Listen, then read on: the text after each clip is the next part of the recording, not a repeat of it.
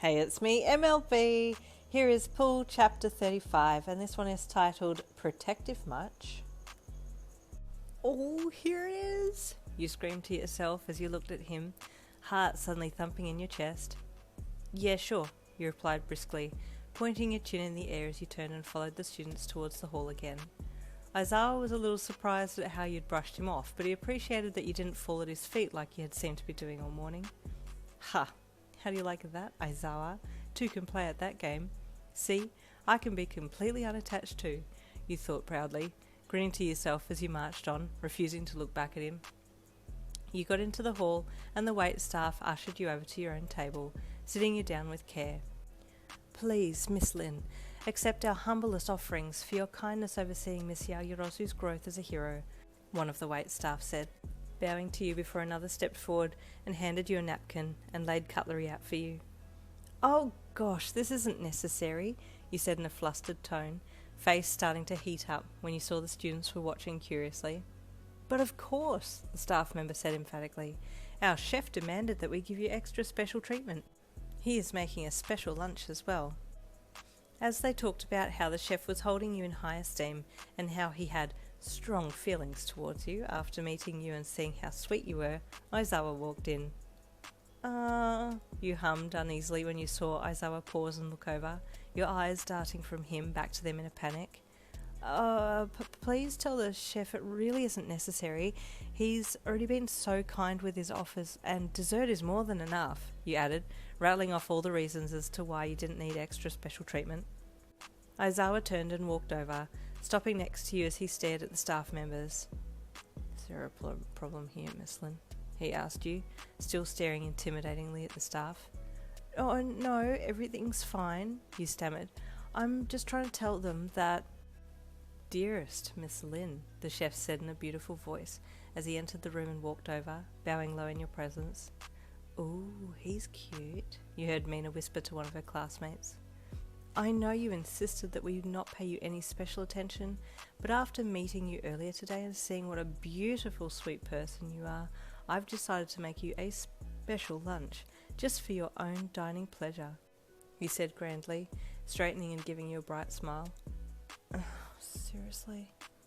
And what might this special lunch entail? Aizawa's voice sounded quite threatening, and you grimaced at his tone. Oh, excuse me, Mr. Aizawa. I had the pleasure of meeting Miss Lin earlier, and although I had heard highly of her before, I myself have now seen why she is held in such high esteem, he said earnestly, glancing across to Yaoyorozu, who was gushing excitedly at how you were being treated so nicely. This is all sounding so bad. Oh my god, does Aizawa think this guy likes me?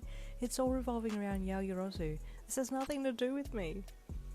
Miss Lin is a professional, Aizawa commented. She doesn't need the praise nor offerings of a man to make her feel validated. Ah, but such a lovely woman needs to be reminded of her beauty, the chef replied, stiffening a little against Aizawa's pointed words. Oh my god, the testosterone in here. If you would continue to do your allocated duties instead of unnecessarily pampering my assistant, that would be appreciated, Aizawa stated, calmly shooting the chef down. Chef, you interjected quickly. Again, I do appreciate you being kind enough to look out for me on behalf of Miss Yaoyorozu, but as I mentioned earlier, dessert will be just fine. The chef bowed to you, conceding to your words, and you prayed that Aizawa got the message that the chef wasn't trying to hit on you personally. He was just trying to fulfill the requests of the family member he served under. As you wish, Miss Lin, the chef said as he stepped back. I will ask that the preparation staff make no extra efforts towards your meal. Thank you, chef, and my apologies. I didn't mean for any of this to cause problems, you said, mainly meaning Aizawa's low-key hostile comments. The chef left, and you waited for Aizawa to leave, but he stayed a little behind you. Was he bothering you? He asked slowly. No, it was okay, you replied. He was just trying to help because my cabin collapsed and Yaoyorozu asked him to treat me well. I see. I misunderstood, Aizawa said before turning and walking away. Had I not corrected the issue, was there going to be an all-out brawl in here? You thought as you watched him go and sit at the far end of the students' table, leaving you alone. Wonder what that was all about. Jiro mused cheekily to Mina and Yaoyorozu, who had seen the whole thing. I think Mr. Aizawa thought the chef was hitting on Miss Lin, Mina mused. I still don't think that there's anything but professionalism being shared between Mr. Aizawa and Miss Lin, Yaoyorozu stated firmly. Wait, does someone think they have feelings for each other? Mina asked Yaoyorozu. Yeah, I do, Jiro admitted, raising one earjack to show it was her. They totally did it last night. Jiro, Yaoyorozu gasped. But I thought we had determined that although she may have slept in his cabin, he would have had his sleeping bag and have slept in that. Oh, yeah, that damn sleeping bag. What? His yellow sleeping bag? Mina asked, looking from Yaoyorozu to Jiro and back again. Yaoyorozu nodded.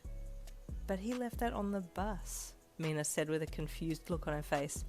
Kaminari was telling us that he overheard the conversation between Aizawa and the bus driver when the driver rang Aizawa to tell him it was still in the bus.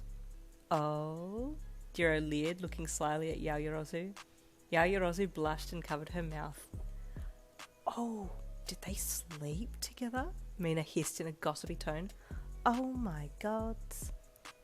Now, girls, we don't know for sure if they slept in the same bed, let alone made love, so let's not make any scandalous assumptions, Yaoyorozu berated in a flustered tone.